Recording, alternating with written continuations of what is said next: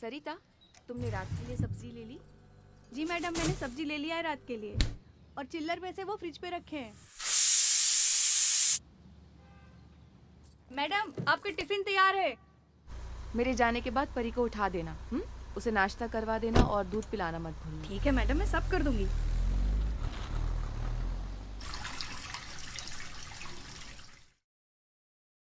I thought this was a really powerful piece. I think because you didn't see any of the characters, it really made you focus on the day to day about these people. You're not getting anything informed about them visually, but you do see the notes that they write, the messages that they send, and it makes you able as an audience member to be immersed in it, I think, in a deeper way, in a more empathetic way, where it felt like I was the mom. I was sitting in the car, I was looking at my phone with the 20 missed calls. I was seeing the little snippets of my moments, and I think that made it hit so much more emotionally. And I know that this is something that happens to a lot of women, um, of my friend group who are working moms, working single moms, and have to find that balance. So it's a really important topic, and I love that the way they did that. Such a unique concept and way of filming that by the end comes together quite nicely.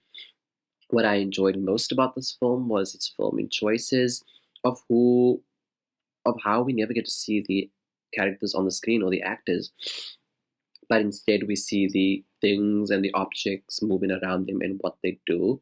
I love this choice as it sort of forces the viewers to listen to the dialogue, hear the emotions coming from the actors, and watch how their world around them moves. This was a joy to watch. It was super unique and very experimental, and I thought it was such a great watch. Realized how impactful it was between this mother and daughter, and how their lives were just kind of revolving around each other without seeing it. And you see the way it's affecting just through the tone of voice. It was a very different way to do a film, but I think for this story it worked because it felt like you were almost in these people's shoes. The mom, the aunt, the daughter. It's almost just like you're in each of their shoes and how they're living, and you're feeling for each of them because you can feel the pain through their voices and through the movement without seeing anyone. I loved what the filmmakers did with this about the perspective, how we didn't see anybody, we just heard them. And they told the story through kind of the camera. What we were looking at was what was actually happening. And they did such a great job with that. Everybody who did the voiceovers, fantastic. You really got the emotion of what was going on. This was a really cute story, a nice message here. Cute animation in the opening for the opening title. I really liked that. I like that you didn't use people in a way and just had the voices. I thought it was really interesting. And the message came across really well, regardless of having the emotional, faces. And it was just different. It was really cool to see that. And I really liked that the daughter wrote that letter and she said that money in the piggy bank equals a day's salary. It was so sweet. I liked the comparisons of the animals and how they are with their offspring to humans. I thought that was really cool.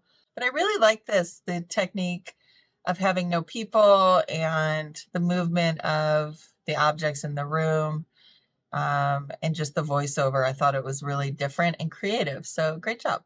I thought the animation off the top was adorable and the close-up camera work of daily items excellent. The voice of the child was so sweet and believable, and the mother's voice was also warm and loving. I thought the writing was quite heartbreaking, as you could sense the tension between the mother's need to work and the child's need to be with her mom. Great sound design and pace.